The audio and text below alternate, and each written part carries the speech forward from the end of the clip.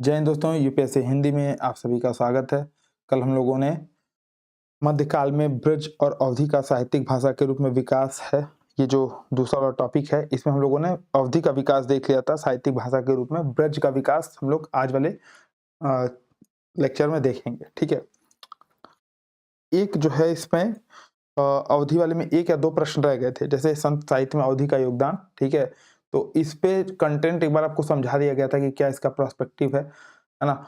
एक रह गया था कि हिंदी के विकास में अवधि का योगदान। तो आगे हम लोग हिंदी के विकास में विभिन्न बोलियों का योगदान पढ़ेंगे, तो उसमें इसको पढ़ेंगे, ठीक है। तो बाकी सारे इससे क्वेश्चन हो जाएंगे। ध्यान देंगे, अगर इसमें से किसी भी प्रश्न पे आपको कोई दिक्कत आ रही है, तो आप उस प्रश्न को लिख करके, मैंने बताया था @सत्यप्रकाश_इंडिया पे आप मुझे कंसर्न कर लीजिएगा। मैं वहाँ पे बिल्कुल आप लोग के लिए उपलब्ध रहूँगा, ठीक है। मेरी टेलीग्राम आईडी है @SATYA सत्य PRAKASH सत्यप्रकाश_INDIA, ठीक है। इसको आप सर्च करेंगे, ये H है लास्ट में, ठीक है, अंडरस्कोर, ठीक है, सत्यप्रकाश_इंडिया, ठीक है। टेलीग्राम आईडी पे कंसर्न कर लीजिएगा, आप मतलब संपर्क कर लीजिएगा, आपके जो भी कंसर्न है उसको वहाँ पे देख लिए जाएंगे, ठीक है। बाकी सारे हो गए थे। कल वाले फॉर्मेट पे हम लोग आगे ब्रज भाषा को पढ़ेंगे, ठीक है। मध्यकाल में ब्रज का विकास कैसे होता है, ठीक है। इसमें जो संभावित प्रश्न है या पूछे गए प्रश्न है वो कैसे हैं, जैसे टिप्पणी कीजिए, मध्यकाल में साहित्यिक भाषा के रूप में ब्रज का विकास, मध्यकाल में काव्य भाषा के रूप में प्रयुक्त ब्रज की विशेषताएं। लाइव है सर, नहीं, रिकॉर्डिंग है, ये मेरा लैपटॉप है क्या? मेरा मतलब कोई जैसे इसमें इंटरनेट पता नहीं कोई काम नहीं कर रहा, तो इसलिए रिकॉर्डेड ही जा रही है अभी। मैंने आज सोचा था लाइव करने के लिए। अच्छा हो रहा है, क्या करूं? नहीं ठीक है, कर लीजिए। रिकॉर्डेड ही कर लेता हूँ, ठीक है। तो प्रयुक्त ब्रज की विशेषताएं, है ना। फिर ब्रज भाषा की व्याकरणिक विशेषताओं का आकलन कीजिए, ठीक है। यूपीएससी में 2019 में प्रश्न पूछा गया था। 2020 में प्रश्न था ब्रज और खड़ी बोली के अंतर संबंध को बताइए। तो ये वाला प्रश्न बाकी रहेगा जब खड़ी बोली पढ़ेंगे। तो क्या ब्रज के साथ कैसे खड़ी बोली का विकास हुआ, तो ब्रज कैसे उसके साथ उनका क्या अंतर संबंध था, इस पर हम लोग डिस्कस करेंगे, ठीक है। साहित्यिक भाषा के रूप में ब्रज भाषा के महत्व का आकलन कीजिए, ये हम लोग देखेंगे, भविष्य में पूछे जाने वाला प्रश्न है, ठीक है। ब्रज भाषा का व्याकरणिक विशेषताओं का निरूपण कीजिए। फिर से व्याकरणिक विशेषताएं 2 आ गई, ठीक है। एक तो ये वाला व्याकरणिक विशेषताएं और व्याकरणिक विशेषताओं का आकलन कीजिए। तो देखिए 2019-2021 में 15-15 नंबर पे सेम प्रश्न पूछा, रिपीट कर रहा है, ठीक है। तो ऐसे रिपीटेशन आपको मिलेंगे, यानी कि 2 चीजें हैं। जब भी आप भाषा खंड का प्रश्न पढ़ेंगे तो आपको 2 चीजें इससे समझ में आएंगी कि एक तो क्वेश्चंस के रिपीटेशन हो रहे हैं, दूसरा क्वेश्चन पूछने की जो स्कोप है, इनके पास लिमिटेड स्कोप है, ठीक है। तो इसमें परेशान नहीं होना है, और ना ही जैसे कुछ बच्चे मैसेज करते हैं, सर कुछ एग्जाम्पल आपने नहीं बताए। भाई एग्जाम्पल अगर 50 मैं बता भी दूंगा, मैं 50 भाषा वैज्ञानिकों के नाम बता दूंगा, तो आप कंफ्यूज हो जाओगे, ठीक है। कुछ लोग के नाम याद रख लो, धीरेन्द्र वर्मा, भोला राम तिवारी, ठीक है, डॉक्टर बच्चन, ठीक है, शाही जी, ठीक है। 2-3 लोग का नाम याद रख लीजिए, इन्हीं लोग के नाम, जैसे डॉक्टर शिव प्रसाद, ठीक है। तो 2-3 लोग के नाम याद रख लीजिए, इन्हीं लोग का नाम लेकर के खेलना है आपको, नंबर पाना है, ना कि हिंदी भाषा का विशेषज्ञ बनना है, ठीक है। और मैं भी बता रहा हूँ, मैं भी हिंदी भाषा का विशेषज्ञ नहीं हूँ। मैं आपको ये बताऊंगा क्या कर लोगे तो नंबर आपके अच्छे आएंगे, नंबर अच्छे लाने में आपके योगदान दे सकता हूँ, ठीक है। तो आप लोग का काम ये है कि जितना बता रहा हूँ उतना चीजें तैयार हो जानी चाहिए, इससे बाहर आपके रेंज से बाहर कभी जाएगा ही नहीं, ठीक है। आधुनिक काल में काव्य भाषा के रूप में खड़ी बोली का विकास ब्रज के स्थान पर क्यों हुआ, इस कथन की तर्कपूर्ण व्याख्या दीजिए, ठीक है। तो ये बेसिकली खड़ी बोली का प्रश्न था, मैंने बस समझाने के लिए, ठीक है। खड़ी बोली कैसे है, खड़ी बोली का विकास जब कम पढ़ेंगे तो ये पढ़ेंगे। तो ये 2 प्रश्न हम लोग भविष्य में देखने वाले हैं, ठीक है। ब्रज खड़ी बोली और ब्रज भाषा के भाषाजन्य भेद को स्पष्ट कीजिए, ये भी वही प्रश्न हो जाएगा। अंतर संबंध बताएंगे तो उसी में चर्चा कर लेंगे, ठीक है। तो ये 3 प्रश्न हो गए। ब्रज की भाषिक विशेषताओं का महत्व निरूपण कीजिए, ठीक है। उसकी भाषिक विशेषताएं क्या है, भाषिक विशेषताओं में हम लोग फिर से क्या देखेंगे, उसकी व्याकरणिक शैलियां, उसकी शब्दकोशी प्रवृत्तियां, उसकी ध्वनि संबंधी विशेषताएं, इसको हम लोग भाषिक विशेषताओं के अंतर्गत जो है इसको कवर करेंगे, ठीक है। तो काव्य भाषा के रूप में ब्रज भाषा का स्वरूपगत विकास आ जाए, ब्रज भाषा की भाषाई विशेषता आ जाए, ब्रज भाषा की भाषिक विशेषताओं का महत्व आ जाए, तो इसमें आपको क्या बताना है, ये चीजें कंफर्म हो जानी चाहिए, जैसे वहां पे बैठ करके आपको सोचने का समय ना रहे, ठीक है। तो वहां पे ये चीजें आपको कंफर्म हो जाए। जब भी ये प्रश्न आएगा भाषिक विशेषताएं, तो इसमें आप थोड़ी सी चर्चा करेंगे इसके ध्वनिगत विशेषताओं की, थोड़ी सी चर्चा करेंगे इसके व्याकरणिक स्वरूप की, थोड़ी सी चर्चा करेंगे इसके शब्दकोशी प्रवृत्तियों की, ठीक है। तो भाषिक विशेषताओं में कंफ्यूज नहीं होना है। जैसे अब यहाँ पे एक प्रश्न और था, मध्यकाल में काव्य भाषा के रूप में ब्रज की विशेषताएं, तो इसमें भी आपको फिर वही करना है, बस टर्म क्या लाना है, वहां पे भाषिक विशेषताएं निम्न है और यहाँ पे काव्य भाषा के रूप में प्रयुक्त ब्रज की निम्नलिखित विशेषताएं हैं। ठीक है, बस ये टर्मोलॉजी आपकी, बाकी सब कंटेंट सेम रहेगा, टर्मोलॉजी आपका थोड़ा सा ये रहेगा।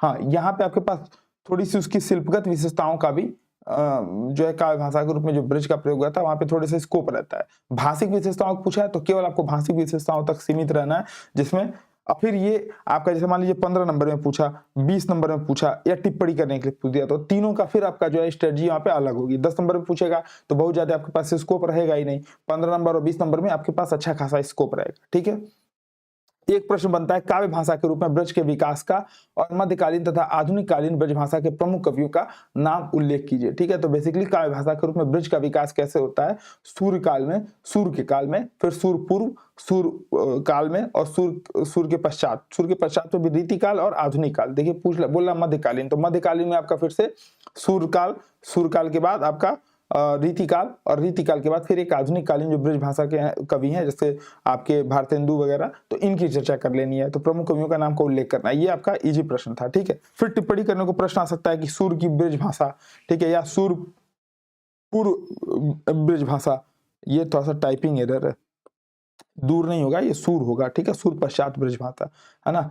फिर ऐसे ही टिप्पणी करना है अखिल भारतीय काव्य भाषा के रूप में ब्रज भाषा, है ना। तो ये सब आपसे प्रश्न पूछा जा सकता है, इन सब पे हम लोग आएंगे, बाकी 3 को छोड़ेंगे, आगे आने वाले सेशन में हम लोग इसको देखेंगे। ठीक है, तो शुरुआत करते हैं, फिर वही वाला पुराना वाला ढर्रा चलेगा। ठीक है, एक बार परिचयात्मक तौर पे हम लोग देखेंगे कि ब्रज का भौगोलिक क्षेत्र क्या है। कई लोग पूछे थे सर किस बुक से पढ़ा रहे हैं, तो बुक के में एक चीज ये देख लीजिए, ये हिंदी भाषा, ठीक है, हिंदी भाषा डॉक्टर हरदेव बारी, मेरे हिसाब से आपको पढ़नी नहीं चाहिए, लेकिन आपको लेना है, अंदर तक जाना है, घुस के पढ़ना है, तो बिल्कुल आप ले सकते हैं। ठीक है, एक बुक ये है डॉक्टर हरदेव बारी की, दूसरी बुक है आपके पास ये हिंदी साहित्य का इतिहास, ठीक है, ये इग्नू की बुक है। तो इन 2 बुक से आप अपना अगर आपको कुछ रेफरेंस लेना हो तो ले सकते हैं। बाकी जो देखिए ऐसा नहीं है कि आप चाहे दृष्टि से पढ़ेंगे, चाहे संस्कृति आईएएस के नोट्स पढ़ेंगे, चाहे भविष्य में यूपीएससी हिंदी के नोट्स पढ़ेंगे, तो ये जो भाषा खंड का नोट्स है इसमें जो भी विशेषताएं हैं वो विशेषताएं या वो एग्जाम्पल आपके चेंज नहीं होंगे कहीं पे भी, किसी भी नोट्स में।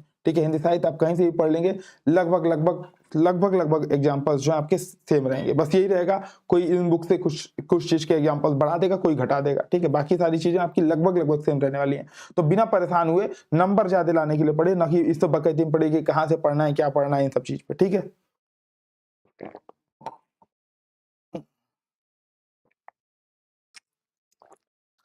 अब अगर मध्यकाल में ब्रज की साहित्यिक भाषा के रूप में विकास को हम लोग देखें, ठीक है, तो इसको हम लोग फिर से एक बार भौगोलिक क्षेत्र को हमको समझना पड़ेगा कि जो ब्रज का भौगोलिक क्षेत्र क्या है। ठीक है, ब्रज का भौगोलिक क्षेत्र क्या है, पहले शेरू को थोड़ा सा देख लो, ये बार बार आके परेशान कर रहा है। ठीक है, तो ब्रज भाषा जो है पश्चिमी हिंदी से विकसित हुई सबसे प्रमुख बोली है, जिसका भौगोलिक संबंध जो है ब्रज मंडल या ब्रज प्रदेश से है। ठीक है, ब्रजमंडल या ब्रज प्रदेश से, यानी कि आप ऐसे समझ सकते हैं, अगर जब भी इसके भौगोलिक क्षेत्र की बात करेंगे तो उत्तर भारत की जितनी भी साहित्यिक भाषाएं थीं, ठीक है, जो मध्य देश की बोलियों का परिष्कृत रूप मानी जाती हैं। मध्य देश जब हम बोलेंगे तो मध्य देश मतलब मध्य प्रदेश वाला मध्य प्रदेश नहीं। ठीक है, इसमें लगभग 9 प्रदेश आज के शामिल हैं। ठीक है, पूरा यूपी, बिहार, छत्तीसगढ़, मध्य प्रदेश, ठीक है, हरियाणा, है ना, दिल्ली, तो 9 के लगभग प्रदेश शामिल है। तो मध्य देश बेसिकली गंगा यमुना के बीच के जितने भी दुआब वाले क्षेत्र हैं इनको मध्य देश बोल दिया जाता है। और उत्तर भारत की जितनी भी साहित्यिक भाषाएं हैं ये सारी परिष्कृत रूप से मध्य देश की बोलियों का ही परिष्कृत रूप रहा है। ठीक है, जैसे इनका भाषा का मानकीकरण होता है, अब आगे हम लोग भाषा के मानकीकरण की अवस्था में पढ़ेंगे।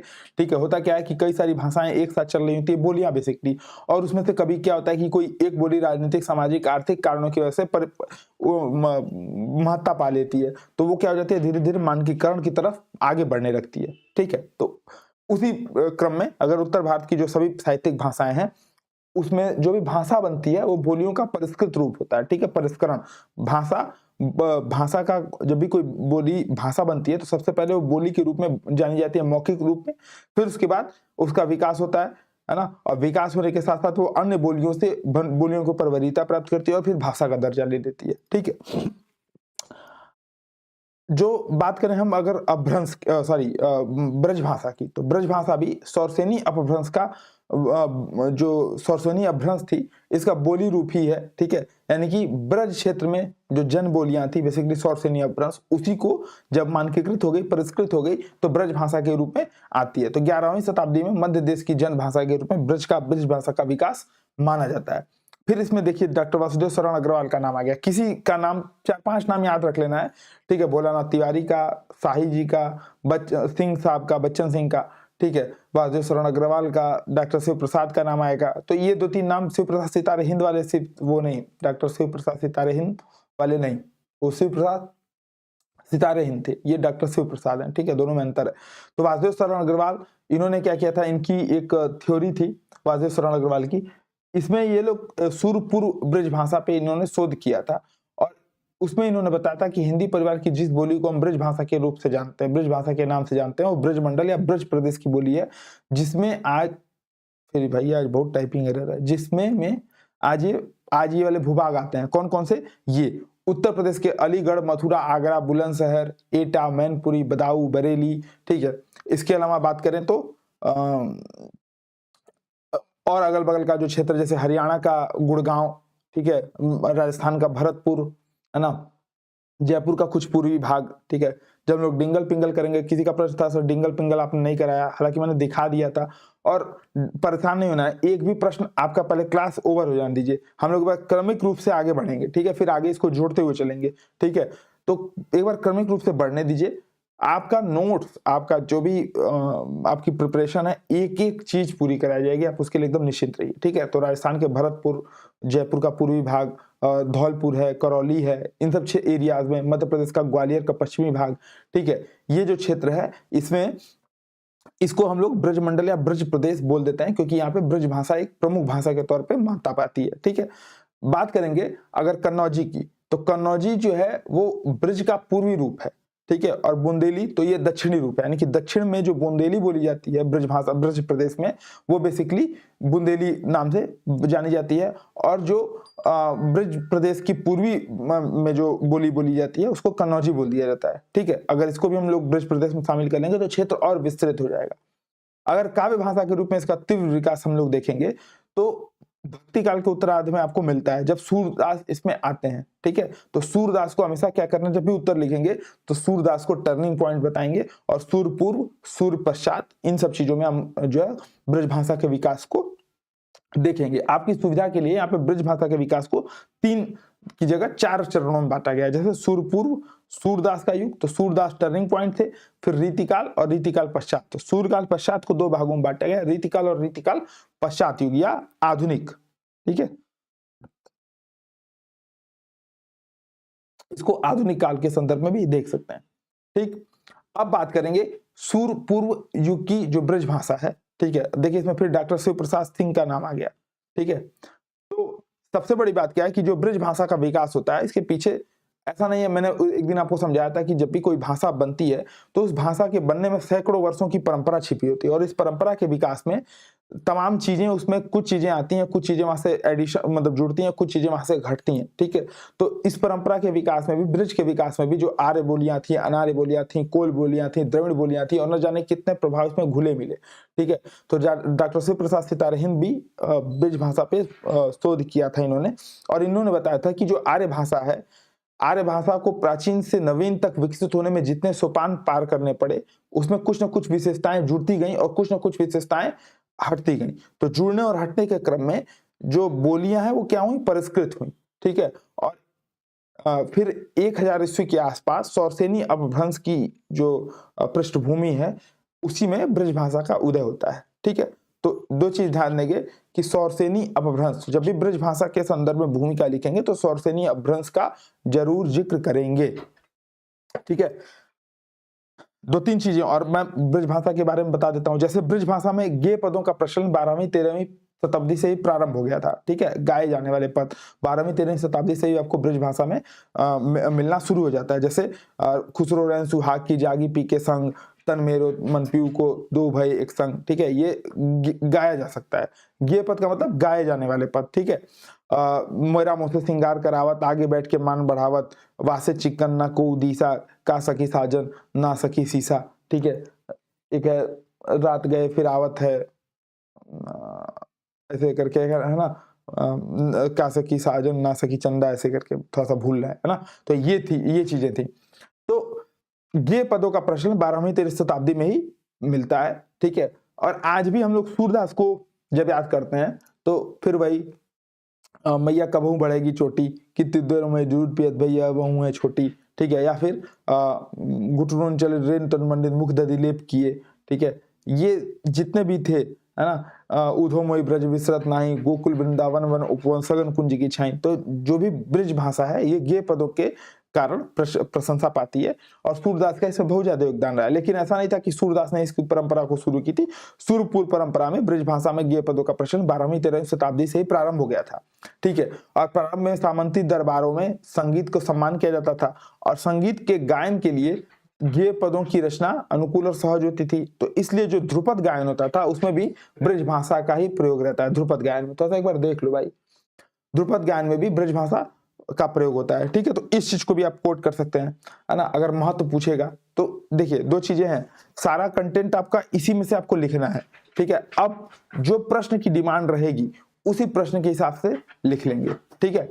ब्रज भाषा शब्द का अगर उल्लेख की बात करें तो 16वीं शताब्दी में पहली बार इसको ब्रज भाषा शब्द टर्म दिया जाता है, ठीक है। और किसी न किसी रूप में इसकी जो भाषिक प्रवृत्तियां थी, जैसा कि हम लोगों ने अवधि की चर्चा की थी, तो प्राकृत पैंगलम उक्ति व्यक्ति प्रकरण में अवधि थी, तो उसी प्रकार प्राकृत पैंगलम में उक्ति व्यक्ति प्रकरण में ब्रज भाषा का भी थोड़ा बहुत स्पष्ट रूप दिखता है, ठीक है।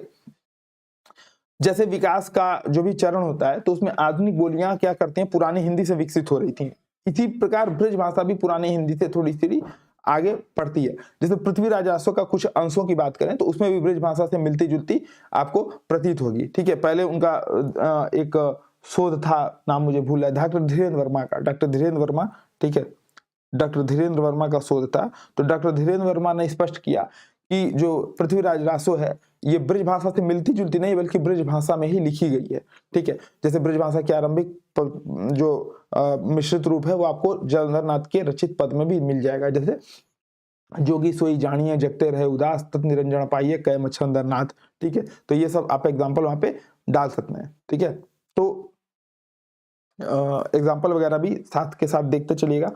अभी यहाँ पे थोड़े बहुत एग्जाम्पल देखिएगा, फिर जब हम लोग पेपर 2 करेंगे ना तो वहां से और ज्यादा जब व्याख्या कराई जाएगी तो बताया जाएगा, देखो इसको वहां पे एग्जाम्पल यूज कर सकते हैं, ठीक है। तो उन्हीं सब एग्जाम्पल का प्रयोग आपको यहाँ पे भी करना है, ठीक है। अगर स्वतंत्र रूप से ब्रज भाषा के पहले प्रयोग की बात करें तो ये इसका श्रेय किसको जाता है, अमीर खुसरो को, ठीक है। और अमीर खुसरो की बोली भले से उनकी बोली खड़ी बोली फारसी अवधी का मिश्रण थी, लेकिन ब्रज भाषा भी उनके जो है काव्य में दिखता है। जैसे मैंने बताई थी, खुसरो रन की जागी पी के संग तन मेरो मन पीऊ को दो भय एक रंग, ठीक है। मेरा मुझसे श्रृंगार करावत आगे बैठ के मान बढ़ावत, वासे चिक्कन ना को दिशा का सखी साजन ना सखी सीसा, ठीक है। रात ये वाला है,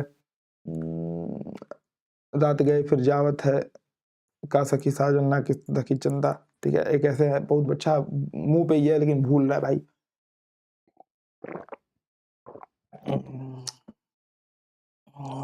नित मोरे घर आवत है रात गए फिर जावत है, नित मोरे घर आवत है रात गए फिर जावत है,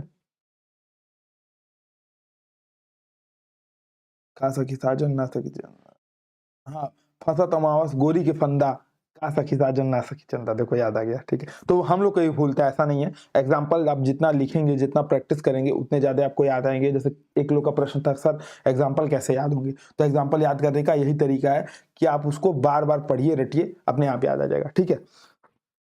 अब सूरदास के आगमन से पहले कुछ और कवि जनभाषा के रूप में ब्रज भाषा का प्रयोग करते दिखाई देते हैं, जैसे सुधीर अग्रवाल, ठीक है। नाम बस आपकी, जैसे कुछ लोग को चैन नहीं मिलता है तो उन लोग को चैन देने के लिए चैन आपको मिला, ठीक है। तो चैन आपको मिले इस वजह से सुधीर अग्रवाल, मतलब इन लोग के नाम डाल रहा हूँ, नाम याद करने की जरूरत नहीं है, वही मैंने बताया था, कुछ कुछ थोड़ा मोड़ा नाम याद रहेगा तो चलेगा, ठीक है। जैसे कुछ नाम नहीं भूलना है, कौन कौन से नाम, जैसे महाराष्ट्र के संत नामदेव ने कुछ पदों की रचना की, विष्णुदास ने रुक्मिणी मंगल की रचना की, ठीक है। तो इन सब चीज का नाम आपको, जैसे गुरु नानक देव से लेकर के गुरु अर्जुन देव तक, इन लोग के नाम आपको नहीं भूलना। सुधीर अग्रवाल का नाम भूल जाए कोई दिक्कत नहीं है ना। लेकिन संत नामदेव और जब सूरपुर ब्रज भाषा की विशेषताएं पूछेगा तो थोड़ी सी चर्चा करके बाकी भाषिक विशेषताएं बता दीजिएगा, ठीक है ना। तो देखिए जैसे गुरु अर्जन देव की पंक्ति है, जन्म जन्म का बिछुड़िया मिलिया, साधु क्रिया ते सूखा हरिया, ठीक है। तो ये वाली आपको है ना, इसमें और एग्जाम्पल दिए हुए हैं लेकिन मेरे हिसाब से आपको और ज्यादा पढ़ने की जरूरत इसमें नहीं है, ठीक है। जैसे इसमें आपका ये जो सुधीर अग्रवाल वगैरह वाले हैं ना, इसमें पूरे दिए हुए हैं एक एक एग्जाम्पल, लेकिन मेरे हिसाब से नहीं पढ़िएगा क्योंकि बहुत ज्यादा हो जाएगा, ठीक है, बहुत ज्यादा हो जाएगा। एक आप लोगों को पढ़ा दिखा देता हूँ, है ना।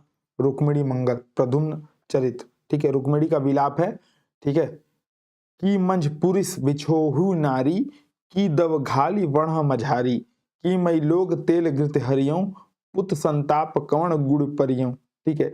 इसमें रुक्मिणी का विलाप दिखाया गया है ना। ऐसे ही है रुक्मिणी मंगल में, ठीक है। मोहन महलन करत विलास, कनक मंदिर में केली करत हैं और को नहीं पास, रुक्मिणी चरण सिराए पी के पूजी मन की आस। तो मेरे हिसाब से इतने एग्जाम्पल आपको जरूरत नहीं है, ठीक है, जितना दिया गया इतना ही सही है। जन्म जन्म का बिछुड़िया मिलिया, साधु क्रिया ते सूखा हरिया, ठीक है, ये याद रखिएगा, इसको एग्जाम्पल में नोट करिएगा। तो जब भी ब्रज भाषा, मान लीजिए प्रश्न आ जाए, ठीक है, देखिए अब सूरपुर युग की ब्रज भाषा, मान लीजिए टिप्पणी करने को आ जाए, इस टिप्पणी करिए सूर की ब्रज भाषा या सूरपुर ब्रज भाषा, ठीक है। तो थोड़ा सा इसमें से बताएंगे कि ब्रज भाषा जो है साहित्यिक भाषा के रूप में ब्रज भाषा का विकास। ब्रज भाषा बेसिकली ब्रज मंडल की भाषा है जिसका विकास सौरसेनी अभ्रंश माना जाता है, ठीक है। और सूरदास का ब्रज भाषा के प्रवक्ता के रूप में आना ब्रज भाषा के लिए एक प्रस्थान बिंदु माना जाता है। और इसलिए जो ब्रज भाषा के जो अध्ययन का जो क्रम है वो सूरदास के ऊपर निर्भर करता है, जिसको हम लोग सूरपूर्व, सूर पश्चात और सूरदास कालीन और सूर पश्चात काल में बांट सकते हैं। सूरपूर्व युग की अगर ब्रज भाषा की बात करें तो इसके संदर्भ में डॉक्टर शिव प्रसाद सिंह का ये मानना है, ठीक है, कि ये पदों के रूप में ये 12वीं शताब्दी में प्रारंभ हो गया था, ठीक है, क्योंकि उस समय सामंती दरबारी माहौल था और जो गे पदों की रचना अनुकूल होती थी तो ध्रुपद के लिए ब्रज भाषा अनुकूल रही थी, इसलिए ब्रज भाषा का प्रयोग वहां पे अमूमन मिलता है, ठीक है। सबसे पहले इसका जो आरंभिक रचना काल है वो उक्ति विक्ति प्रकरण और प्राकृत पेंगलम में मिलता है, और विकास के पहले चरण में ये जो है ब्रज भाषा मतलब आधुनिक हिंदी से मतलब प्रारंभिक हिंदी से विकसित होती है, ठीक है। आदिकालीन कवि खुसरो के स्वतंत्र, इस आदिकालीन कवि जो खुसरो हैं इसके स्वतंत्र प्रयोक्ता हैं, पहली बार में उन्होंने प्रयोग किया था, और एक आधा एग्जाम्पल मन होगा तो डाल दीजिएगा।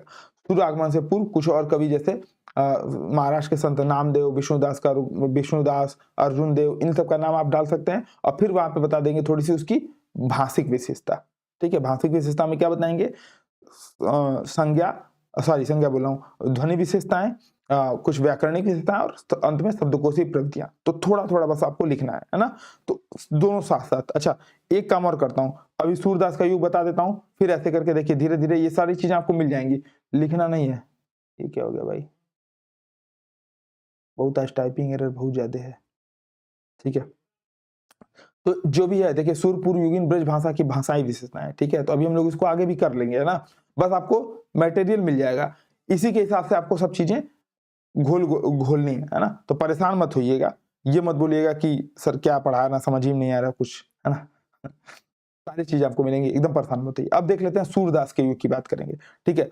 अगर सूरदास के पूर्व की जो ब्रज भाषा है इसमें कविता के रूप में आपको सूरदास के पूर्व जो ब्रज भाषा है ये कविता के रूप में प्रयुक्त होने लगी थी, लेकिन अगर हम बात करेंगे चरमोत्कर्ष में तो चरमोत्कर्ष पे ले जाने का श्रेय किसको है, सूरदास को है। सूरदास के पूर्व जैसे कृष्ण भक्ति संप्रदाय में निम्बार्क थे, वल्लभाचार्य थे, राधा वल्लभ स्वामी थे, ठीक है, चैतन्य महाप्रभु थे, हरदासी लोग थे। इन्होंने गे पदों की रचना के लिए ब्रज भाषा के रूप में जो कविताएं थी वो ब्रज भाषा के रूप में ये करने लगे थे, ठीक है। लेकिन चरमोत्कर्ष पे कौन पहुंचाता है, तो सूरदास, ठीक है।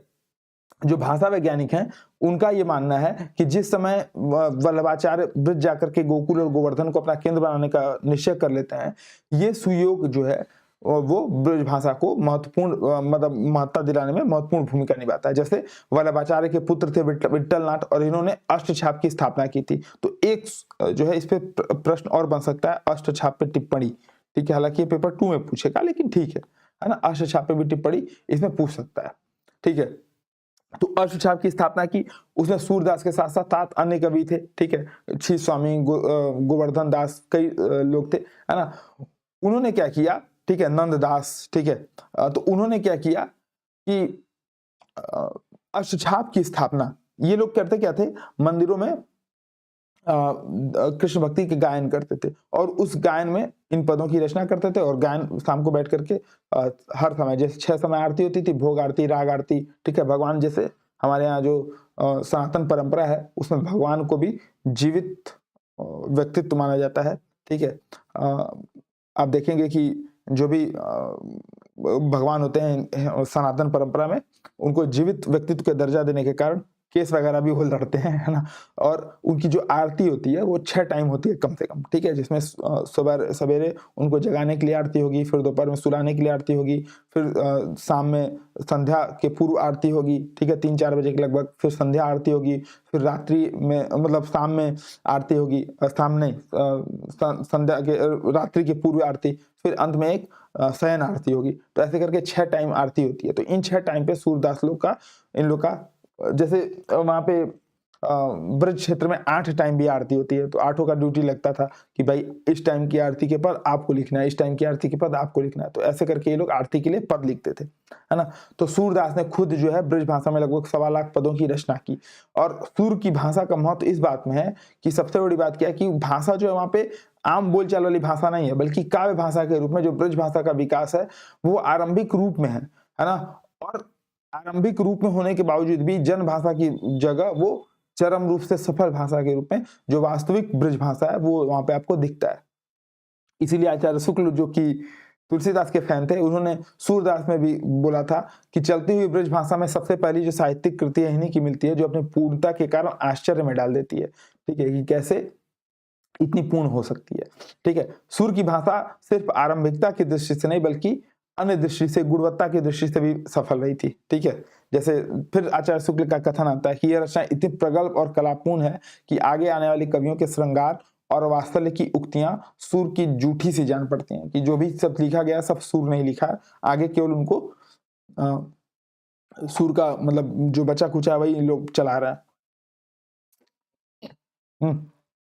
मैं एक संकेत कर दे रहा हूं, हो सकता है इस पर टिप्पणी आ जाए कि सूर की ब्रज भाषा की विशेषताएं, ठीक है, तो ये टिप्पणी आप यहां से कर सकते हैं, ठीक है, प्रश्न पूछ सकता है, ठीक है। तो एक प्रश्न ये भी हो गया, ठीक, कि सूर के ब्रज भाषा की विशेषताएं टिप्पणी कीजिए। तो थोड़ी सी ये सब विशेषताएं बताएंगे, फिर वही व्याकरणिक विशेषताएं, भाषाई विशेषताएं, ठीक है, भाषागत विशेषताएं जो जरूर बताएंगे। तो उसमें व्याकरणिक विशेषताएं, ध्वनि संबंधी विशेषताएं और आपका शब्दकोशीय प्रवृत्तियां जरूर रहेगा, ठीक है। तो सूर की भाषा की जो सबसे बड़ी जो विशेषता है वो क्या है कि उनमें जो चित्र निर्माण की जो क्षमता है वो बहुत बड़ी है, ठीक है। सूर की भाषा की सबसे बड़ी विशेषता उनकी चित्र निर्माण की क्षमता है बेसिकली, ठीक है। जैसे वो मतलब ऐसा माना जाता है कि आचार्य शुक्ल का ही कथन था कि सूरदास जो है जन्मांध थे, और जन्मांध होकर के भी वो वात्सल्य के और श्रृंगार के इतने मनोग्राही सूक्ष्म चित्रण करते हैं, तो इसलिए थोड़ा सा डाउट हो जाता है कि सूरदास जन्मांध थे या नहीं, ठीक है। सोचिए इतना अच्छा, मतलब आलोचना में जब आप आलोचना पढ़ेंगे तो शुक्ल जी बढ़िया वाले आलोचक माने जाते हैं, ठीक है। और हिंदी साहित्य में शुक्ल जी का मतलब शुक्ल जिसको छेड़ते थे सीधे खा जाते थे, ठीक है, खाने की दृष्टि से देखते थे। लेकिन इसके बावजूद भी तुलसीदास के प्रति उनके विचार बहुत आग्रहपूर्ण रहे, और सूरदास, कबीरदास को उतना ज्यादा वो, हालांकि उन्होंने बहुत अच्छे से इनके संदर्भ में बात की, लेकिन उतना ज्यादा नहीं कर पाए हैं जितना तुलसी के संदर्भ में करते हैं। तो उसके बावजूद भी अगर वो ये लिखते हैं कि सूरदास जन्मांध थे, सूरदास के संबंध में माना जाता है कि वो जन्मांध थे, लेकिन जिस प्रकार उन्होंने वात्सल्य के और श्रृंगार के मनोग्राही चित्रण किए हैं उससे डाउट होता है, मतलब उससे थोड़ा सा वहां पे उनको आश्चर्य होता है कि कोई जन्मांध व्यक्ति ऐसा कैसे कर सकता है, ठीक है। तो सूक्ष्म से सूक्ष्म बातों को पूरी चित्रात्मकता के साथ व्यक्त करने की जो सफलता है, ये सूर की भाषा की सबसे बड़ी विशेषता है, जो कि उनको चित्र निर्माण करने की क्षमता, ठीक है। आप जो बोलेंगे, जो भी वो बोलेंगे, जो भी वो लिखेंगे, ठीक है, वो लगेगा कि सामने चल रहा है, ठीक है। घुटनुन चल रेणु तन मंदिर मुख दधि देव किए शोभित कर नवनीत लिए, ठीक है, एकदम लगेगा कि श्री कृष्ण भगवान आपके सामने खेल रहे हैं, ठीक है ना। या फिर बचपन में ही जैसे श्री कृष्ण भगवान बोलते हैं मैया मोई दाऊ बहुत खिजायो मोसो कहत मोल को लीनो तू जसमत कब जायो, ठीक है, मैया मुझे दाऊ बहुत परेशान करते हैं, बोलते हैं कि तुम खरीद कर लाए गए हो, यशोदा ने तुमको कहाँ पैदा किया है। तो ये सारी चीजें लगती हैं कि एकदम सामने से गुजर रही हैं। तो सूर की भाषा की सबसे बड़ी विशेषता क्या है कि सूक्ष्म से सूक्ष्म बातों को पूरी चित्रात्मकता के साथ व्यक्त करने की जो सफलता है, जो चित्र निर्माण करने की उनकी क्षमता है, ये सूर की भाषा की प्रमुख विशेषता है। तो एक प्रश्न इसमें बनने की संभावना है, मैं हिंट कर दे रहा हूँ, ठीक है। तो वही विशेष भूमिका में वो चीज डालना है, फिर मुख्य भाग में ये, ठीक है। दूसरी अगर गुणों की बात करें तो संगीतात्मकता जो है उनकी भाषा की दूसरी सबसे प्रमुख गुण है, ठीक है। लय ताल तुक इन सब पे सूरदास का इतना ज्यादा इस पे अधिकार था, ठीक है। बोलते हैं कि भगवान जिससे कुछ लेता है उसको उसके गुना कई ज्यादा गुना देता है। तो सूरदास के संदर्भ में भी ये माना जाता है कि उनको भगवान ने भले जन्मांध पैदा किया था, लेकिन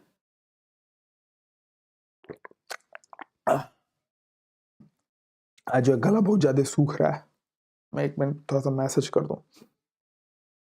तो भले उनको जन्मांध पैदा किया गया था, लेकिन वो जो है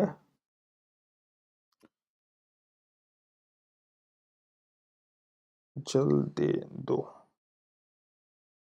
मैं इसको फॉरवर्ड भी कर दूं क्योंकि ऊपर लोग मैसेज किए हो तो देखेगा कि नहीं,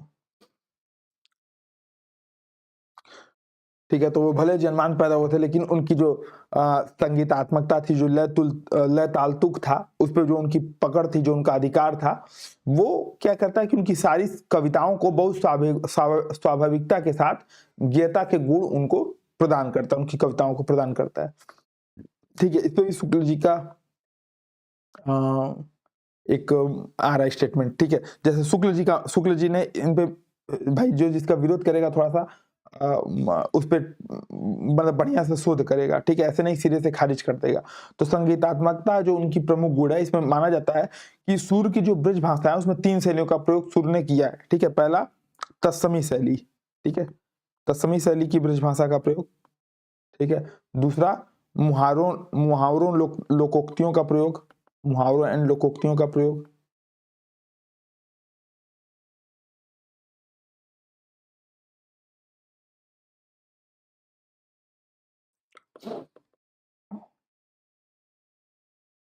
ठीक है।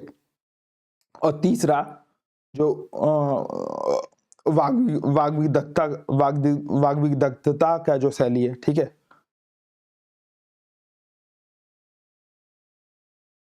वाग्विदग्धता, ठीक है, वाग्विदग्धता, ठीक है। बेसिकली अपने बात को कहने, ठीक है, कैसे आप अपनी बात को रिप्रेजेंट कर रहे हैं, ठीक है। लड़ के, एक सेकंड भाई, थोड़ा सा जल मिल जाए,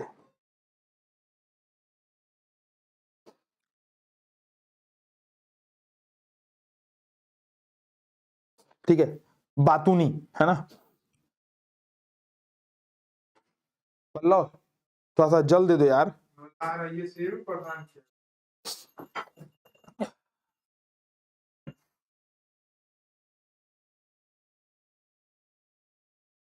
ठीक है। कैसे अपनी बातों को चतुराई से आप बोल रहे हैं, अरे भाई रुक जाओ, चतुराई से बोल रहे हैं, ये चीजें जो हैं आपको वाग्विदग्ध बतानी है। तो जो सुर की गोपियां हैं वो वाग्विदग्ध शैलियों का, मतलब वहां पे वाग्विदग्धता सुर की दिखती है, ठीक है। मधुकर निर्गुण कौन देश को वासी, मधुकर हंसी समझाए, सौह दे बूझत न साच न हासी, ठीक है। इसमें बता रहे हैं कि निर्गुण किस देश का वासी है, जो उद्धव जो तुम मुझे बताओ, ठीक है, मुझे हंसी आ रही है, मैं शपथ देती हूँ कि सच सच बताओ किस देश का वासी है ना, मुझे, मैं हंसी नहीं कर रही हूँ, बताओ मुझे। को है जनक जननी को कहियत, कौन नारी कौन दासी, है ना।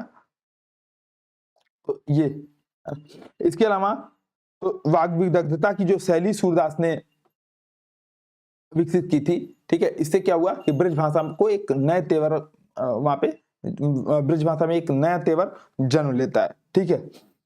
अगला क्या है, जो सूर्य की विशेषता है, बेसिकली वो नए नए विषयों पर लिखना नहीं है, बल्कि सीमित विषयों पर नए नए तरीके से लिखना है। जैसे कि अगर मैं बात करूं कि सूरदास, मैंने अभी बताया था कि सूरदास जन्मांध थे, तो उनको जो भी चीज बताई गई थी वो भाई अपने आंखों से प्रकृति को नहीं देख रहे थे, ठीक है। जो भी उनका ज्ञान था वो आंख के बिना था, ठीक है। तो इससे क्या हुआ, उनकी जो उनका जो रचना संसार है वो नए विषयों पर नहीं होकर के सीमित विषयों पर हो गया। ठीक है, जैसे अब हमारे यहाँ अभी समय आप कथा अगर सुनते होंगे, भागवत भागवत ये रामायण की कथा, तो एक क्या नाम है, रामभद्राचार्य हैं, ठीक है, वो भी जनमान माने जाते हैं। और वो आंख के अंधे होने के बावजूद भी उन्होंने जितना भी ज्ञान अर्जित किया सब अपने, जैसे ये उंगली से आप देखेंगे कि जब वो कथा कहते हैं तो उंगलियों का प्रयोग करके कथा कहते हैं, है ना। तो वैसे ही सूरदास भी थे।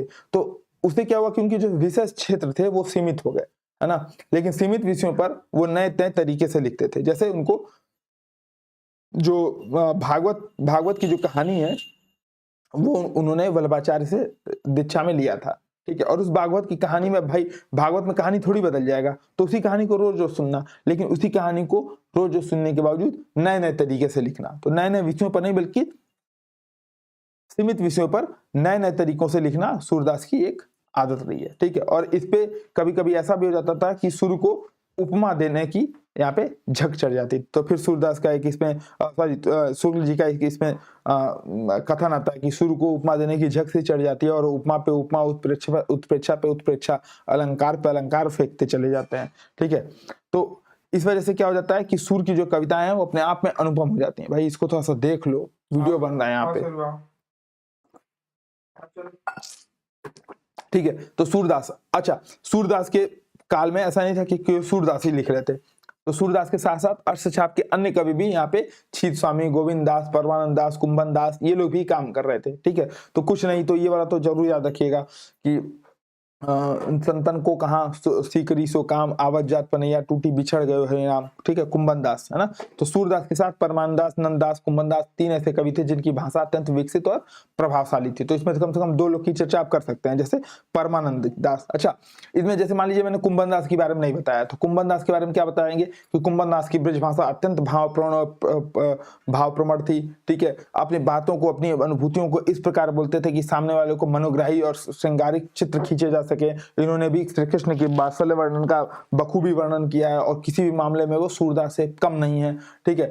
इनका जो ये राजा को भी आईना दिखाने से नहीं चूकते थे, ठीक है। संतन को कहाँ सो सीकरी सो काम, आवत जात पनैया टूटी बिछड़ गयो हरि नाम, ठीक है। कुंभन दास का उदाहरण दे देंगे, है ना। तो कहने का क्या मतलब, आपके पास मटेरियल नहीं है, मटेरियल सीमित है, तब भी इसने से ही काम चलाया जा सकता है और नंबर अच्छे आएंगे, निश्चिंत रहिए, ठीक है। बशर्ते आप अन्य प्रश्नों में भी अच्छे कर पाए, है ना। हम लोग स्ट्रेटजी पे भी डिस्कस करेंगे प्री के बाद कि कैसे जो प्रश्न नहीं आएगा उसको कैसे वहां पे टैकल करना है, क्योंकि अपने का लक्ष्य क्या है, पूरे के पूरे प्रश्न करना है। 500 के 500 नंबर के प्रश्न आपको अटेम्प्ट करके आना है, यूपीपीसीएस में 400 के 400 नंबर के प्रश्न अटेम्प्ट करके आना है, ठीक है। तो परमानंद दास की भाषा के बारे में बात कर लेते हैं। भाई भाषा अत्यंत भावप्रवण है, भाषा में तत्सम शब्दों का ब्रज भाषाकरण इन्होंने किया है और ब्रज भाषा की ठेठ मिठास से भरे शब्दों को भी इन्होंने रखा है, ठीक है। तो ब्रज भाषा का इन्होंने क्या किया, तत्सम शब्दों का ब्रज भाषाकरण, जैसे तुलसीदास ने तत्सम शब्दों का अवधिकरण किया था, ठीक है। वैसे ही तो इसमें चाहिए तो यही लिख सकते हैं कि परमानंद दास की भाषा अत्यंत भावप्रवण थी। जिस प्रकार तुलसीदास जी ने अवधि में तत्सम शब्दों का अवधिकरण किया था, इसी प्रकार इन्होंने तत्सम शब्दों का ब्रज भाषाकरण के माध्यम से ब्रज भाषा को नई ऊंचाइयों तक पहुंचाया। तो थोड़ी सी बकैती करना जब आ जाएगा तब आपके उत्तर और अच्छे से छूटेंगे, ठीक है।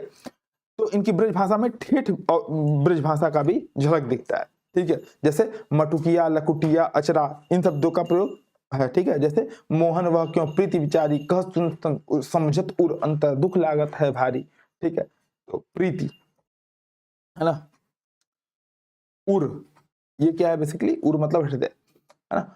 इसी प्रकार अगर नंददास की बात करें, ठीक है, तो नंददास की भाषा की विशेषता क्या है, बेसिकली इनका भी वही माधुर्य और लोक प्रचलित शब्दों के अधिकाधिक प्रयोग, ठीक है। उन्होंने तत्सम शब्दों को भी बड़ी संख्या में प्रयोग किया, किंतु जिस प्रकार गोस्वामी दास तुलसीदास ने संस्कृत शब्दों का अवधिकरण किया था, वैसे ही नंददास ने उन्हें ब्रज भाषा के साँचे में डाल दिया, ठीक है। तो बिल्कुल वही वाला, है ना।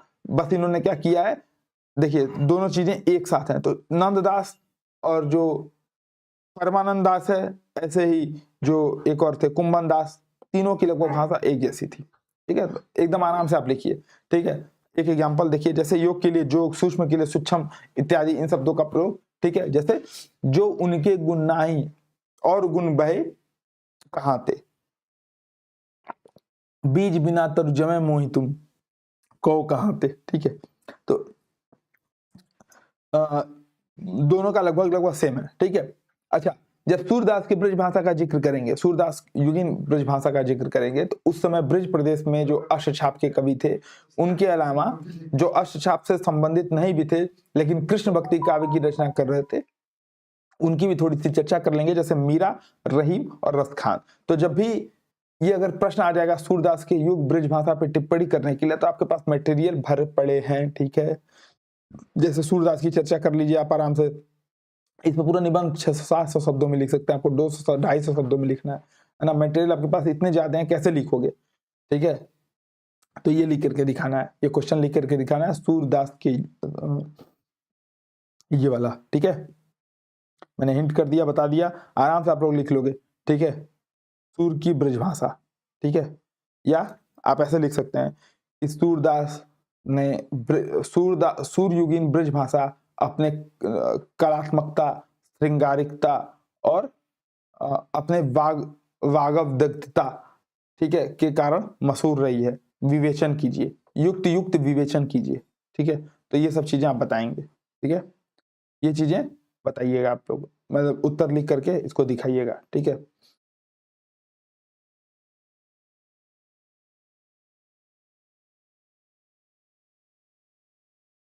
ठीक है, अब मीरा वाला कहाँ गया, ठीक है। तो मीरा वाला एक बार जिक्र कर लेते हैं। तो मीरा वाला में क्या है, मीरा, अब क्योंकि मीरा राजस्थान की है, ठीक है। जैसे जो बिहारी थे वो भी राजस्थान के थे, लेकिन वो रीति काल में आते हैं, तो उनकी ब्रज भाषा पे राजस्थानी प्रभाव भी दिखेगा। तो बस बता देंगे सीधे कि मीरा की भाषा में भी ब्रज भाषा का राजस्थानी मिश्रित रूप दिखाई देता है, ठीक है। पग घुंघरू बांध मीरा नाची रे, मैं तो अपने नारायण की आपई हो गई दासी रे, ठीक है ना। ये वाला, लोग कहें मीरा बई बावरी, नात कहें कुल नासी रे, ठीक है। तो मतलब जो भी 2 लाइन याद हो, यही वाला, पग घुंघरू बांध मीरा नाची रे, मैं तो अपने नारायण की आपई हो गई दासी रे, लोग कहें मीरा हुई बावरी, नात कहें कुल नासी रे, ठीक है। तो ये सब चीजें।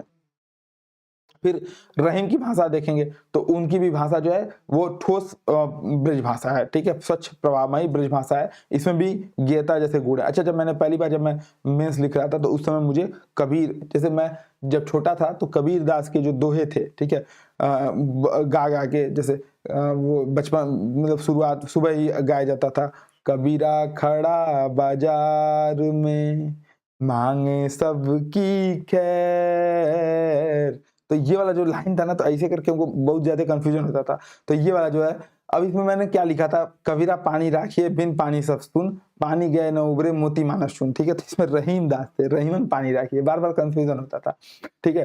तो जब मैंने पहला टेस्ट लिखा तब वहां पे मैंने कबीर दास को कोट किया था इसमें ठीक है। तो रहीमन पानी राखिए बिन पानी सब सुन, पानी गए न उबरे मोती मानस सुन, तो आप गा सकते हैं, रहीमन पानी राखिए बिन पानी सब सुन, पानी गए न उबरे मोती मानस चून, ठीक है।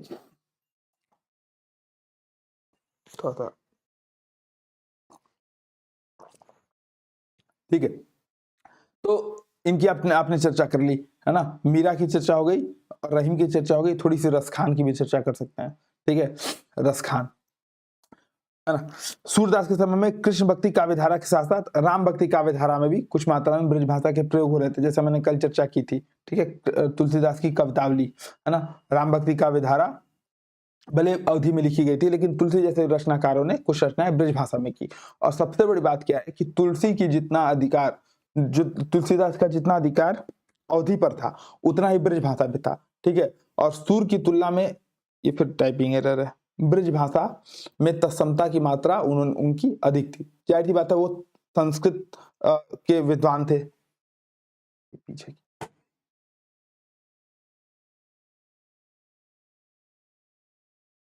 ठीक है, तो तुलसीदास जो है संस्कृत के विद्वान थे, है ना। तो उनकी भाषा में फिर से यहाँ पे भी तत्समीकरण दिखेगा, ठीक है। लेकिन ऐसा नहीं कि तत्समीकरण होने के कारण उनकी जो ब्रज भाषा थी उसमें जन भाषा के माधुर्य से वो वंचित हो जाएगी, ठीक है। तुलसीदास के पास अद्भुत समाहार क्षमता थी, तो उन्होंने क्या किया कि दोनों भाषिक शैलियों की जो समाहार जो मधुरता है उसको एक साथ समाहित किया, ठीक है। जैसे कवितावली में संकलित उनके इस पद को आप देख सकते हैं, राम को रूप निहारत जानकी कंगन के नग की परछाई, याते सब सुधी भूल गई करी टेक रही पलटा रतनाए। ठीक है, इसको आप गा भी सकते हैं, इसमें भी गीता है, राम को रूप निहारत जानकी कंगन के नग की परछाई, यात सब सुध भूल गई कर टेक रही पलटारत नाही। तो गीता वाले गुण यहाँ पे भी दिखेंगे। तो जब भी इसमें प्रश्न आए तो ब्रज भाषा को ये, अच्छा ब्रज भाषा इसलिए भी प्रमुखता पाती भी है कविताओं में, ठीक है, कि आप उसको उसमें जो भी गाना है, जो गायन है, वहां पे आराम से आप कर सकते हैं। जैसे मैंने बताया था ध्रुपद से ही, ठीक है, ध्रुपद वगैरह में भी रहता है। तो राम भक्ति काव्य धारा की भी आप वहां पे चर्चा कर सकते हैं। ठीक है, अब इसके बाद देख लेते हैं कि रीतिकालीन काव्य में ब्रज भाषा का विकास कैसे होता है। कि जब भी सूरदास के बाद, ठीक है, जैसे भक्ति काल, बेसिकली भक्ति काल में, भक्ति काल के बाद जब ब्रज भाषा अवधि का विकास जब रुक जाता है, ठीक है, तुलसीदास के बाद तुलसीदास ने अवधि को इतना कुछ दिया और इतना ज्यादा, मतलब वही कहते हैं कि जैसे चरमोत्कर्ष पे पहुंचा दिया कि अन्य जो है उसके बाद उनकी बराबरी भी नहीं कर पाए। ठीक है, और इस कारण अवधि का विकास जो है माना जाता है कि तुलसीदास ने इतना ज्यादा कुछ कर लिया ना कि लोगों के पास कुछ करने के लिए रह नहीं गया। तो इसलिए अवधि का विकास जो है प्राय रुकने लगता है और उस समय खड़ी बोली इतना ज्यादा आ नहीं रही होती है। तो रीतिकाल में ब्रज भाषा, और सबसे बड़ी बात क्या है कि रीतिकाल का जो क्षेत्र है वो क्या है, श्रृंगार प्रधान रचना का काल रीतिकाल। और श्रृंगारिकता किस में व्यक्त की जाएगी, गीता किस में है, ब्रज भाषा में, अवधि में है नहीं। ठीक है, अवधि में है, लेकिन अवधि में सारा चूस चुके थे तुलसीदास, खड़ी बोली थी नहीं, तो जाहिर सी बात है कौन सी भाषा बढ़ेगी, ब्रज भाषा बढ़ेगी। ठीक है, तो ब्रज भाषा बढ़ती है। ठीक है, तो देख लेते हैं अब रीतिकालीन काव्य में ब्रज भाषा का विकास। तो भक्ति काल के बाद रीतिकाल का जो संपूर्ण साहित्य है वो ब्रज भाषा में है। ठीक है, भक्ति काल के बाद जब अवधि का विकास प्राय स्थिर हो जाता है, आज टाइपिंग एरर बहुत ज्यादा है भाई, खड़ी बोली के विकास के लिए कोई संकेत नहीं नजर आ रहे थे, तब ब्रज भाषा ने अपने विकास के चरमोत्कर्ष का अनुभव किया। ठीक है, चरमोत्कर्ष, हालांकि ये थोड़ा सा टर्म मुझे नहीं सही लग रहा है, ठीक है, लेकिन चूंकि इस पे दिया हुआ है तो मैं मान लेता हूँ। चरमोत्कर्ष का जो काल है वो सूरदास के काल में मान सकते हैं। हाँ, श्रृंगारिकता, जो वैभव विलास की जो चीजें थी वो रीतिकाल में मिलती हैं भले। ठीक है, तो भक्ति काल के बाद उत्तर मध्यकाल या रीतिकाल में ब्रज भाषा काव्य भाषा के रूप में एक विकल्प नहीं बल्कि एक काव्य भाषा के रूप में ही वास्तविक तौर पे स्थापित हुई थी। ठीक है, यहाँ जो ब्रज भाषा है अपने क्षेत्र से बाहर निकल के व्यापकता का यहाँ पे अनुभव करने लगती है और दूसरे भाषाओं के क्षेत्रों का अतिक्रमण करने लगती है। तो इसलिए एक समय ऐसा लग रहा था कि जो ब्रज भाषा है वो भाषा के तौर पे स्थापित हो जाएगी, बेसिकली हिंदी के तौर पे स्थापित हो जाएगी। ठीक है, लेकिन नहीं, फिर वहां पे एक बोली उनको पछाड़ती है, आगे चल करके हम देखेंगे खड़ी बोली। ठीक है, तो जो व्यापकता धारण करने लगती थी, तो इस पे भिखारीदास लिखते भी हैं, ब्रज भाषा हेतु ब्रज भाष ही न अनुमानो, ऐसे ऐसे कवित्व की बानी है सो जानो जानिए। ठीक है,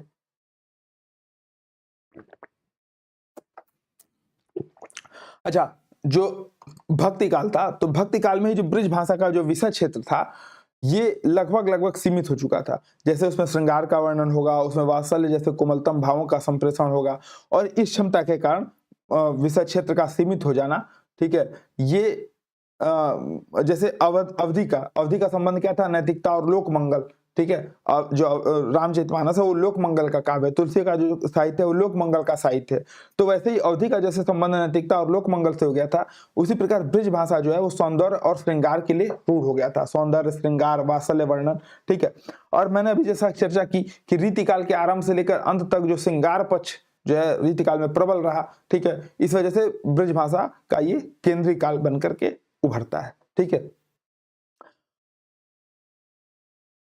अब बात करेंगे कि जो रीतिकाल में श्रृंगार और सौंदर्य इतना ज्यादा था कि जो भक्ति का आवरण है वो हट जाता है ना, भक्ति का आवरण यहाँ पे हट जाता है।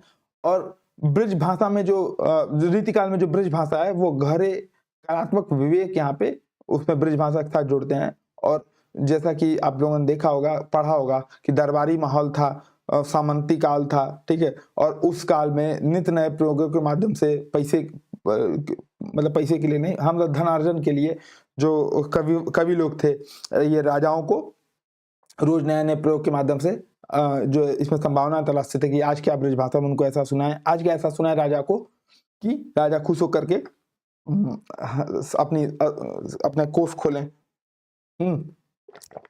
तो इसलिए जो है ब्रज भाषा यहाँ पे प्रमुखता पाती है। देखिए भिखारीदास ने फिर बताया कि आगे के सुकवि रिझियां तो कविताई, न तो राधिका कहानी को सुमिरन तो बहाना है। ठीक है, अगर कवि जो है वो रिझेंगे तो कविता कर लेंगे, ठीक है, बाकी तो राधिका और कन्हई का जो सुमिरन करना ये तो बहाना है, असली काम किस लिए है, पैसे के लिए, है ना। जैसे कि आप देखेंगे भाई बिहारी लाल इस मामले में सबसे ज्यादा फेमस रहते हैं। बेसिकली होता क्या है कि जो ब्रज भाषा है, ब्रज भाषा का जो सबसे सफल प्रयोक्ता के तौर पे बिहारी लाल यहाँ पे आगे आते हैं, ठीक है, क्योंकि अलंकारिकता, सजगता, जो चमत्कार प्रियता है, ये इनकी इनकी चमत्कार प्रियता की जो प्रवृत्तियां हैं इनकी भाषा में बहुत ज्यादा दिखती हैं।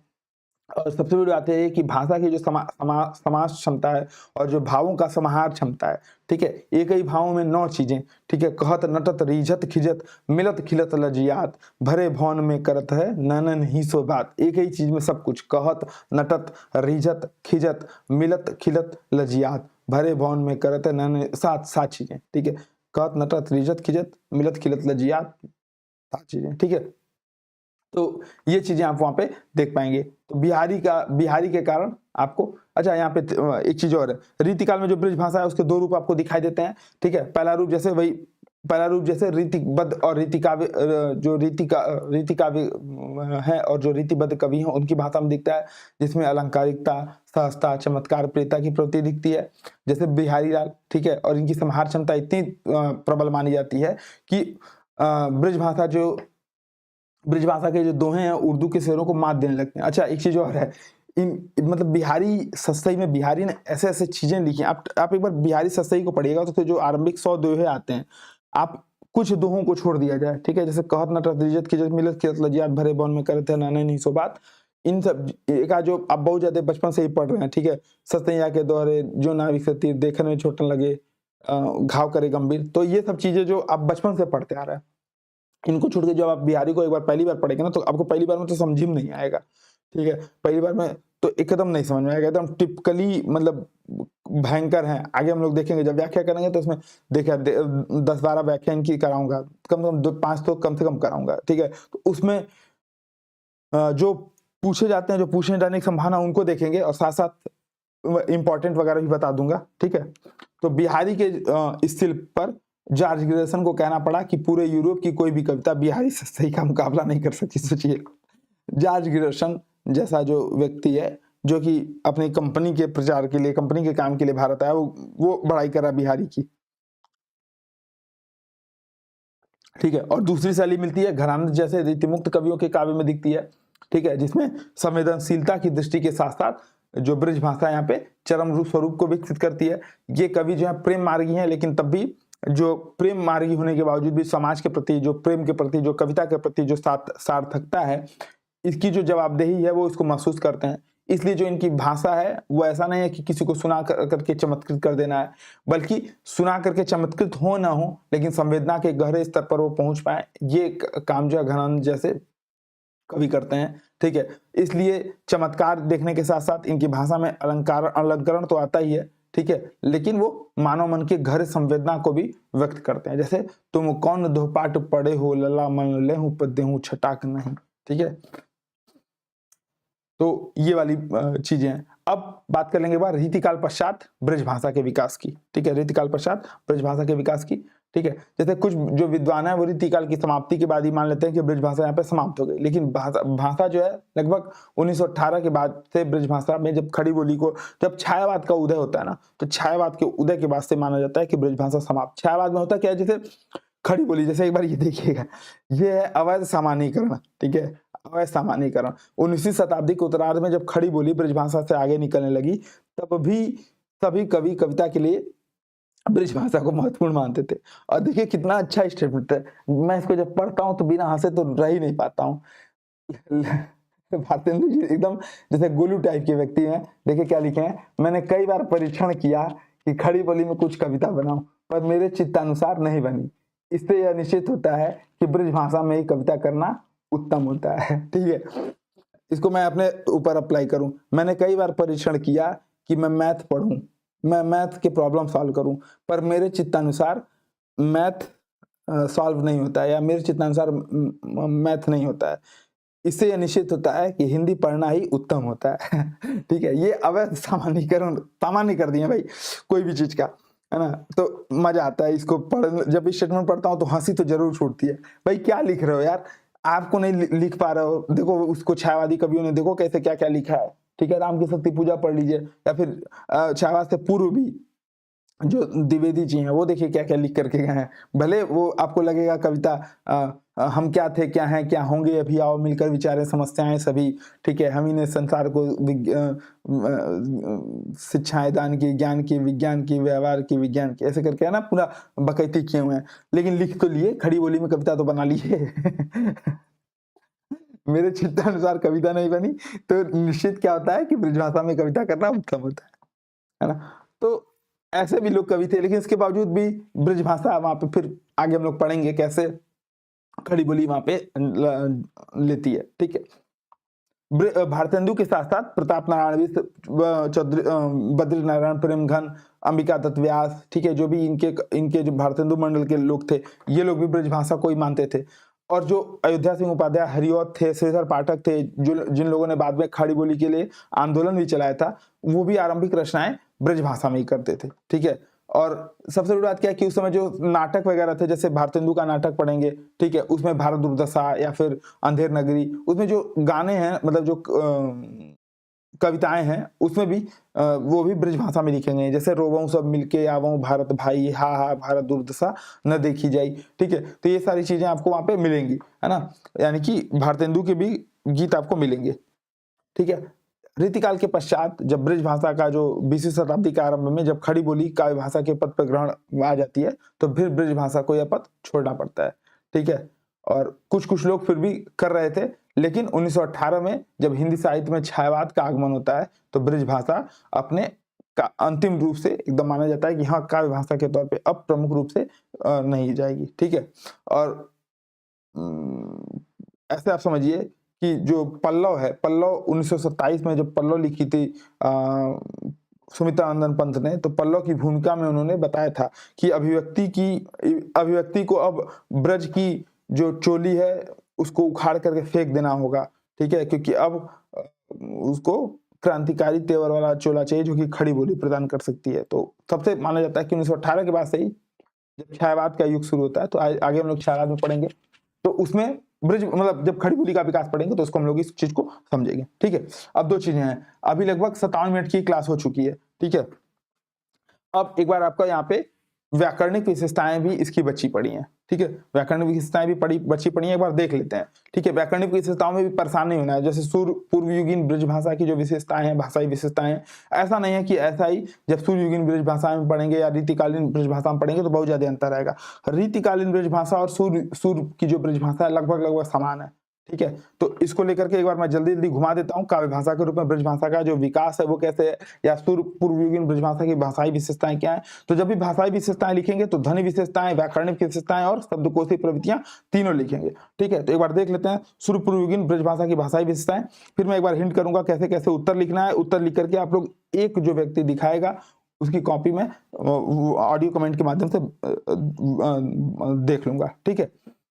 जैसे बात करें अगर पूर्वयुगीन ब्रज भाषा की भाषाई विशेषताओं के बारे में, तो ध्वनियों के स्तर पर बहुत से शब्दों में इस काल में नौ मिलता है, ठीक है। और बाद की ब्रज भाषा में नौ रूप आने लगता है, जैसे जोगी सोई जानिए जगते रहे उतार तत्व निरंजन पाइए कह मच्छंदरनाथ, ठीक है। इसके अलावा ए और ओ की जो शब्द हैं वो बहुतायत मात्रा में, और इसमें भी तीन प्रकार के प्रयोग दिखते हैं। जैसे अवहट में जैसे संध्यक्षरों का प्रयोग चलता था, वैसे ही यहाँ पे भी दिखता है। संध्यक्षर मतलब दो चीजें, जैसे चाल्य, धरई, ठीक है ना, ये सब चीजें, उच्चरई, है ना, ये सब चीजें आपको मिलेंगे संध्यक्षर में। इसके अलावा ए और ओ जो है वो आपका ए और ओ की तरह प्रयुक्त होते थे, ए और ओ, यानी कि बड़ा ए और बड़ा ओ, ठीक है। ये ए और ओ की तरह प्रयुक्त होते थे। जैसे माधव भरम कैसे न बिलाई, है ना, रैदास का है ना, माधव, ठीक है। बेसिकली यहाँ पे होना क्या चाहिए था, माधव लिख रहे हैं ना, माधव भरम कैसे न बिलाई। कहीं कहीं ए और ओ का प्रयोग सामान्य रूप में भी होता है, ज्यो ज्यो नर स्वार्थ करे, ठीक है, मच्छंदरनाथ, ठीक है, ज्यो ज्यो नर स्वार्थ करे, स्वार्थ ऐसे कुछ है ना। फिर व्याकरण के स्तर की बात करें तो सूरपुर जो ब्रज भाषा है उसमें निम्नलिखित प्रसर्ग आपको दिखाई देंगे, जैसे कर्ता के लिए ने, करण के लिए सम, सम, सौ, ते, तय, संप्रदान के लिए लागी, ठीक है, अधिकरण के लिए माझी, संप्रदान के लिए लागी, अधिकरण के लिए माझी को के की, ये जो है संबंध कारक के तौर पे दिखता है ना। और कुछ प्रयोग आपको यहाँ पे ऐसे दिखेंगे जिसमें न तो विभक्ति होगी न ही परसर्ग होगा, ठीक है।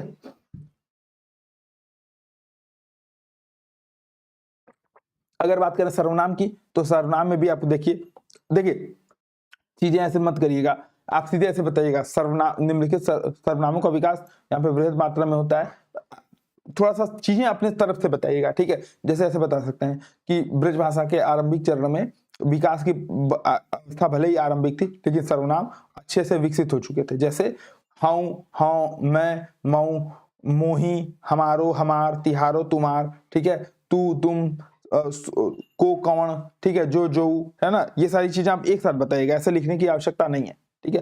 तो बस लेकिन ये याद रहे, ठीक है, कि जैसे मोही, तोही, तुम, मैं, मऊ, ये सब चीजें मिलती हैं, ये बस आपको समझाने के लिए कि हाँ ऐसा ऐसा था, एक वचन के लिए ये था, बहुवचन के लिए ये था, ठीक है। पहले एक बार देख लो इसको भाई, ठीक है। फिर ऐसे ही क्रिया संरचना में भी क्रियाओं के रूप इस प्रकार आपको मिलेंगे, ठीक है। जैसे वर्तमान में करत, जात, खात, पियत, ठीक है, भूतकाल में कियो, ठीक है, ऐसे भविष्य काल में करही, जाही, है ना, पीही, ग रूप अभी मिलना यहाँ पे शुरू नहीं हुआ था, ठीक है। जैसे जो क्रियाओं में ग रूप मिलता है, ठीक है, त रूप, ग रूप, जैसे करिगो, ठीक है, करेगो, ग रूप अभी यहाँ पे शुरू नहीं हुआ था, वो सुर दास में शुरू होता है, ठीक है। सहायक क्रियाओं में भय, भई, है, भय, ये सब चीजें आपको मिलेंगी, ठीक है। तो इन चीजों को बताएंगे, ठीक है। तो आरंभिक क्रियाओं की इन सब की थोड़ी चर्चा कर लेंगे, ठीक। शब्दकोशी प्रवृत्तियों की बात करेंगे तो बताएंगे क्या कि ब्रज भाषा जो है अभी देसी वाला ठेठ जो है, इसमें क्या कर रहा था, काम कैसे चल रहा था अभी जो है शुद्ध जो है ब्रज क्षेत्र के ही जो देशज शब्द थे उसकी प्रधानता थी, है ना। भाषिक प्रवृत्तियों में बता सकते हैं, सॉरी शब्दकोशी प्रवृत्तियों में बता सकते हैं, ठीक। फिर एक बार देख लेते हैं सूर्ययुगीन ब्रज भाषा की भाषाई विशेषताएं। तो इसमें भी ध्वनि संरचना के स्तर पे जो सूर्य के समय रण का प्रयोग था वो समाप्त हो चुका था, ठीक है। और अब जो है यहाँ पे प्रॉपर न के तौर पे सामने वहां पे आया था। जैसे आप ये देख सकते हैं, उनके गुण नाई और गुण भय कहाँ थे, ठीक है। तो न की जगह न का प्रयोग यहाँ पे दिखता है, तो ये चीजें लिखेंगे। व्याकरण के, अच्छा जैसे मान लीजिए देख सीधे ऐसे दे दे कि ब्रज भाषा की भाषाई विशेषताएं बताइए, तो क्या बताएंगे, तब दोनों कैसे साथ लिखेंगे, तो बताएंगे कि जहाँ पे सूर्य पूर्व युग में ध्वनि संरचना के स्तर पर ण का प्रयोग दिखता है, ठीक है, वहीं सूरदास के सूर्ययुगीन ब्रज भाषा है, वहां पे ण का प्रयोग समाप्त हो चुका था और न का प्रयोग वहां पे मिलता है, ठीक है। वहां पे उदाहरण डालेंगे जोगी सोई जानिए, यहाँ पे डालेंगे जो उनके गुण नहीं और गुण गए भय कहाँ थे, है ना।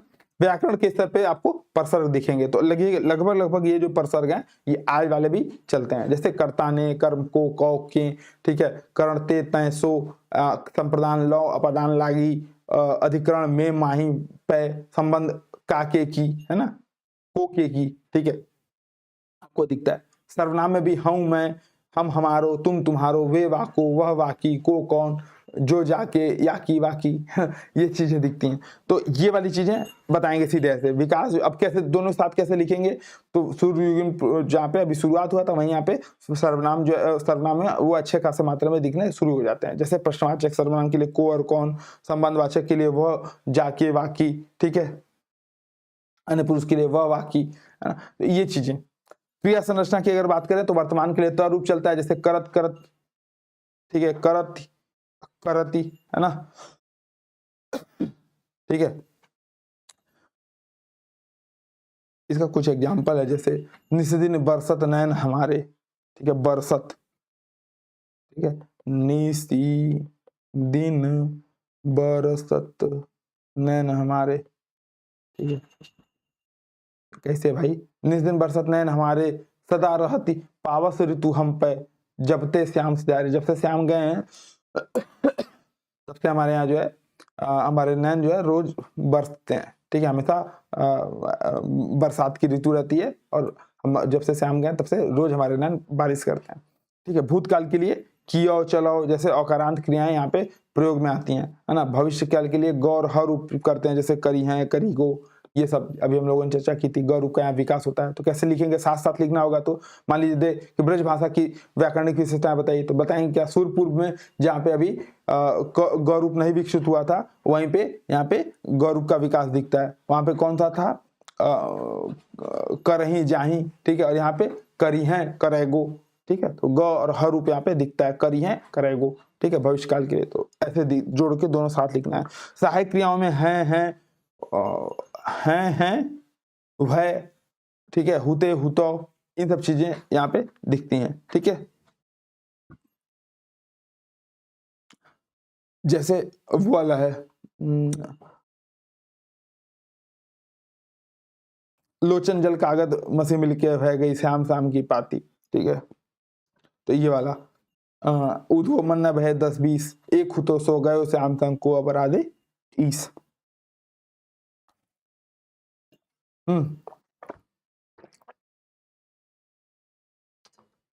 बहुत टाइपिंग है रे भाई।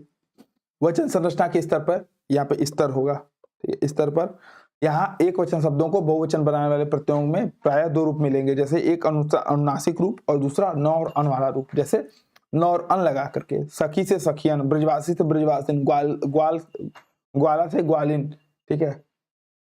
और अनुनासिक रूप से कैसे, जैसे आंख से अखियां, बात से बतियां, है ना। अखिया हरिदर्शन को भूखी, है ना। अब बात कर लेते हैं सुर पूर्व ब्रजभाषा की विस्तृत। अच्छा, शब्दावली के स्तर पे भी देख लीजिए। शब्दावली के स्तर पे भी जो सूरदास की भाषा है उसमें ब्रजभाषा का कुछ विस्तार होता है। जैसे जो शब्दावली है वो भले मूलतः ब्रजभाषा की बोली बनी रही, किंतु बाहर से भी कुछ है। जैसे सूरपुर में जो शब्दावली है मूल रूप से ब्रज प्रदेश की बोली बनी रही, लेकिन बोली के थे, लेकिन बाद में जो है सूर युग में ये कुछ पंजाबी के शब्द आते हैं, कुछ अवधी के शब्द आते हैं, कुछ पूर्वी भाषा शब्द मिलते हैं। जैसे गोड़ हमार आपन, है ना, गोड़ पैर। अवधी के जेही तेही जैसे प्रयोग, पंजाब में पंजाबी के प्रयोग, जैसे प्यारी के अर्थ में महंगी शब्द, है ना। ये कहाँ से आया था, तो नानक और अर्जुन देव उनकी वाणी से, ठीक है।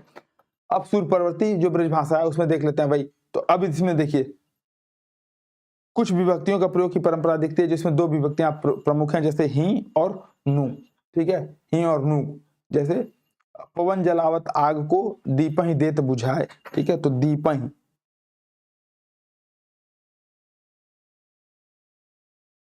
ठीक है, दीपहि देत बुझाए, ठीक है। सौह करे भौहन हंसे, ठीक है, भौहन भौहन, ठीक है। तो ही और न ये दो प्रयोग दिखते हैं। बाकी सारी प्रवृत्तियां किसकी तरह हैं, तो सूरपुरु की या सूरयुगीन, ठीक है, सूरयुगीन, है ना। परसर्ग व्यवस्था भी सूरयुगीन है। समानता भी सर्वनाम की जो व्यवस्था है वो भी सूरयुगीन है ना।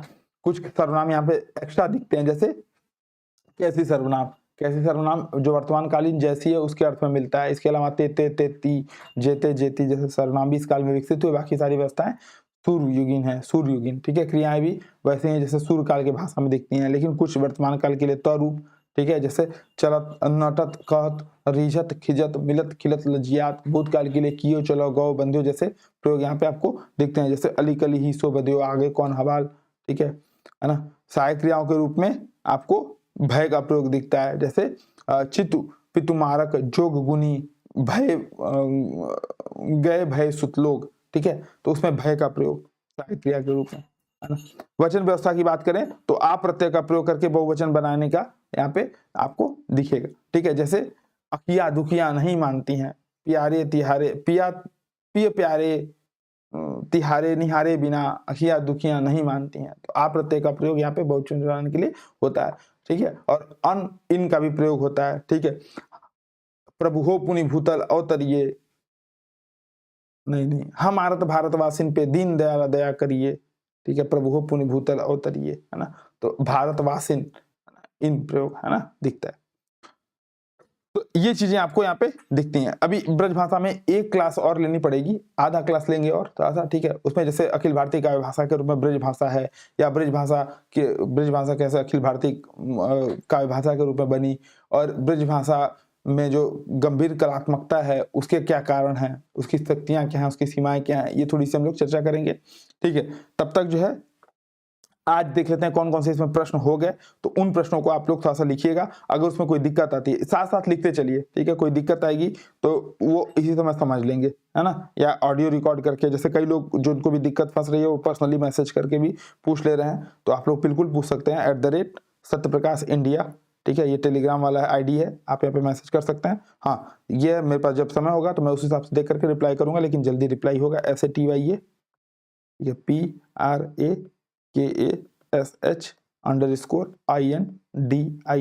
जो लोग राइटिंग में, सुंदर राइटिंग में लिख रहे होंगे, नोट्स बना रहे होंगे, वो अपने नोट्स भी साझा कर देंगे, ठीक है। तो ये 3 है, ठीक है, 3 है। इसमें डिस्काउंट वगैरह भी चल रहा है भाई, तो जिसको एडमिशन लेना हो अपने दोस्तों वगैरह को बता सकता है। जो लोग ओपन टेस्ट दिए थे उनके लिए कुछ स्पेशल डिस्काउंट है ना। तो ये 3 प्रश्न हम लोग आगे देखेंगे। अब अगला देख लेते हैं, मध्यकाल में साहित्यिक भाषा के रूप में ब्रज का विकास। आराम से, एकदम आराम से हो जाएगा, पूरे कंटेंट को हम लोगों ने यहाँ पे डिस्कस किया है। मध्यकाल में काव्य भाषा के रूप में प्रयुक्त ब्रज की विशेषताएं, तो सूर पूर्व, सूर युगीन, सूर पश्चात, ये थोड़ी सी चर्चा कर लेंगे, प्रमुख प्रमुख विशेषताएं क्या थी। और उसके बाद अगर ये 10 नंबर में पूछता है तो बेसिकली आपको चर्चा ये करनी है कि सूर पूर्व में बताएंगे कि अभी विकास की आरंभिक अवस्था थी, ठीक है।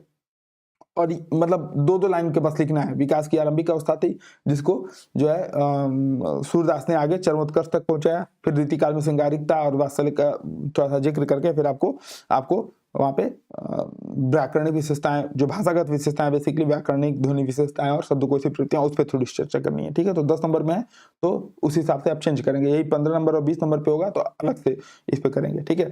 ब्रज भाषा की व्याकरणिक विशेषताओं का आकलन कीजिए, एकदम आराम से हो जाएगा। भूमिका में क्या लिखना है, वही बताना है कि सौरसेनी अपभ्रंश से विकसित, ठीक है, प्रमुख भाषा है, और इसका क्षेत्र जो है वो ब्रजमंडल का क्षेत्र है, इसकी व्याकरणिक विशेषताएं निम्न है, ठीक है। ये सब चीजें आपको अब बताने की जरूरत नहीं है मेरे साथ, आप लोग इतने समझदार हो कि ये खुद कर लोगे, ठीक है ना। तो काव्य का भाषा के रूप में कैसे विकास हुआ, थोड़ी सी भूमिका में बता देंगे। उसके बाद व्याकरणिक विशेषताओं में फिर वही ध्वनि के स्तर पर विशेषताएं।